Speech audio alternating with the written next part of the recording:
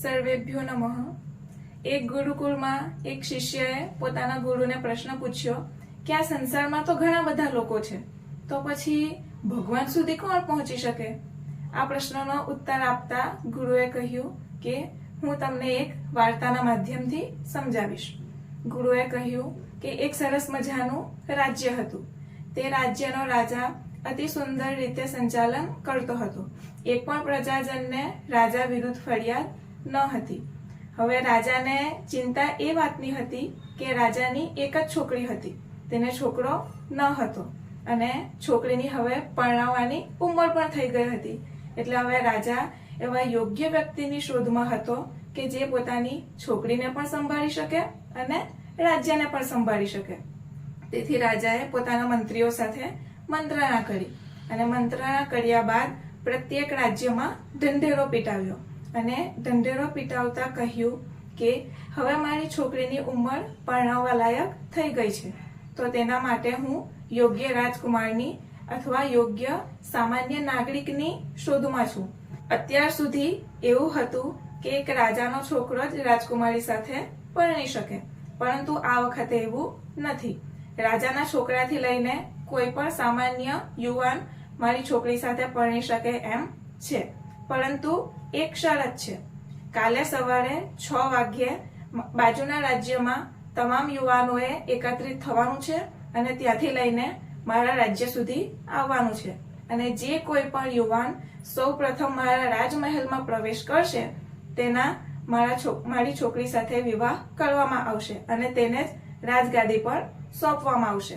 આ ઢંઢેરો સાંભળીને અનેક યુવાનો બીજા રાજ્યમાં એકત્રિત થયા અને ત્યાંથી પછી પેલા રાજ્યમાં જવા માટે પ્રસ્થાન કર્યું. હવે જેવું તેઓને પ્રસ્થાન કર્યું તેવું સર્વપ્રથમ એમને એક ક્રીડાંગણ દેખાયું, એટલે કે રમતનું મેદાન દેખાયું. તેમાં વિવિધ રમતોનું આયોજન થયું હતું, જેમ કે ક્રિકેટ, વોલીબોલ, કબડ્ડી વગેરે. તો જે યુવાનો બધા એકત્રિત થયા હતા તેમાંના અમુક રમતવીર પણ હતા. તો તેમને એવું થયું કે ચાલો થોડી વાર આપણે રમત રમી લઈએ. એટલે અમુક યુવાનો ત્યાં ક્રીડાંગણમાં રોકાઈ ગયા. ત્યાર પછી જે યુવાનો બચ્યા હતા તેઓ ધીમે ધીમે આગળ વધ્યા. હવે તેમણે આગળ જોયું કે રસ્તાની બંને બાજુ સ્વિમિંગ પુલ હતા અને તેમાંના જેઓ તરવૈયા હતા તેમને એવું થયું કે આપણે થોડી વાર તરી લઈએ, હાથ પગ ધોઈ લઈએ.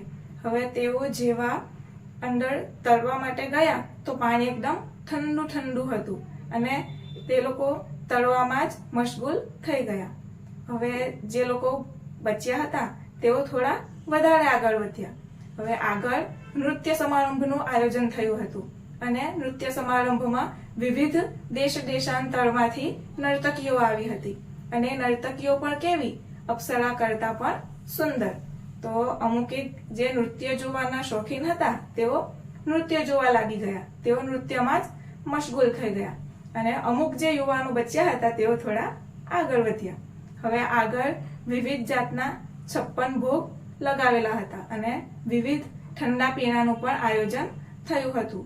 હવે કડકડતી ગરમીમાં તેઓ દૂરથી આવ્યા હતા યુવાનો, તો એમને ભૂખ પણ લાગી હતી, તરસ પણ લાગી હતી. તેથી તેઓ ખાવા પીવામાં મશગુલ થઈ ગયા. હવે જે અમુક યુવાનો તેમાંથી બચ્યા હતા તેઓ થોડા વધારે આગળ વધ્યા અને આગળ તેમણે જોયું કે વિવિધ આરામ કરવા માટેના રૂમો ત્યાં બનાવેલા હતા. અંદર ખસના પડદા પણ લગાવેલા હતા જેથી તેઓને ઠંડક મળે. જે યુવાનો આરામ ગૃહમાં પ્રવેશ્યા તો ત્યાં તેમણે જોયું કે ત્યાં રેશમના ગાદલા પાથરેલા હતા. તેઓ થોડીક વાર વિશ્રામ માટે બેઠા અને તેઓ જેવા બેઠા તેવું એમને સરસ મજાનું પોચું પોચું લાગ્યું, ઠંડક લાગી. એટલે તેમને એવું થયું કે હવે આપણે થોડીક વાર આરામ કરી લઈએ. અને જેવા તેઓ આરામ કરવા આડા પડ્યા તેવી જ તેમને ઘસઘસાટ ઊંઘ આવી ગઈ. હવે એમાંથી એક જ યુવાન બચ્યો હતો જે રાજાના મહેલ તરફ આગળ વધ્યો.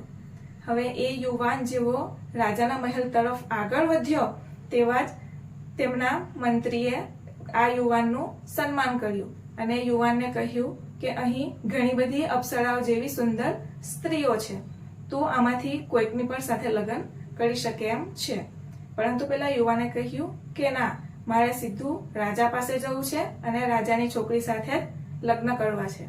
એટલે પછી ધીમે રહીને એ યુવાનને મંત્રી રાજા પાસે લઈ ગયો અને જેવો રાજા પાસે લઈ ગયો તેવો રાજા આ યુવાનને જોઈને આશ્ચર્યચકિત થઈ ગયો અને રાજાએ પૂછ્યું, શું તું આંધળો છે?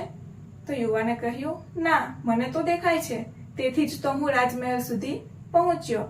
તો પછી રાજાએ કહ્યું કે તને માર્ગમાં જે વિવિધ પ્રલોભનો હતા તે પ્રલોભનો દેખાયા નહીં?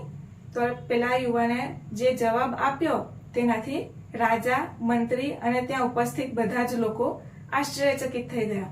પેલા યુવાને કહ્યું કે જે બધા ખાવા પીવામાં, રમવામાં, સૂવામાં, તળવામાં કે વિવિધ અન્ય પ્રયોજનોમાં ફસાઈ ગયા છે તે લોકો માટે તે પ્રલોભન ખાલી આજના દિવસ માટે જ છે, પરંતુ જો હું તમારી પુત્રી સાથે વિવાહ કરું તો તે બધા જ પ્રલોભન મારી સાથે આખી જિંદગીભર આવવાના છે.